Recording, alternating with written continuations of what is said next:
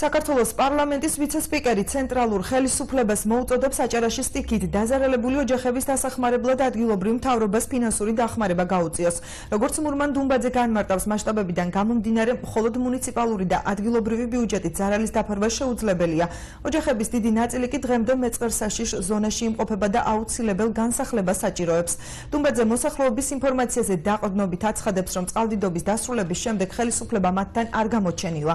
აჭარის მთავრობაში განმარტავენ, რომ დახმარებას ყველა დაზარალებული ოჯახი და მეწარმე მიიღებს. მთავრობის აპარატის ადმინისტრაციულ ორგანოებთან ურთიერთობის დეპარტამენტის უფროსი აცხადებს, რომ გასაცემი თანხის ოდენობა კვირის ბოლომდე დაზუსტდება. გაცემა კი სპეციალური პროცედურების გავლის შემდგომ დაიწყება.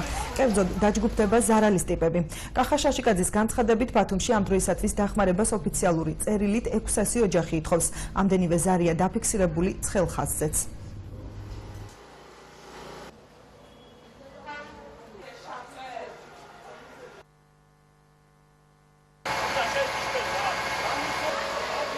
ზარალის კომპენსაციის საკითხი დღის ეს რიგში დგას.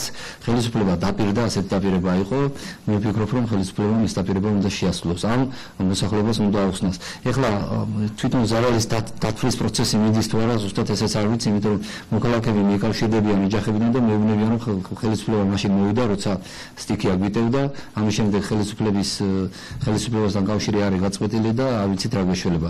ზამთარი ახლოვდება, ამიტომ განსაკუთრებით დამიწყრილი ზონები, სადაც არის დამიწყრილი მოსახლეობა, დამიწყრილი ოჯახები, სადაც დიდი რაოდენობა მიწის, ასე ვთქვათ, მასა არის მიწურული ამ სახლებზე, ზამთარი მოდის და სასწრაფო გასახლებას ითხოვს და ამიტომ ცენტრალური ხელისუფლებას და ადგილობრივი ხელისუფლებას ამ საქმეში უნდა იყოს ჩართული. როცა ზარალი დაითვლება, აუცილებლად აუნაზღაურდება ყველა ზარალი.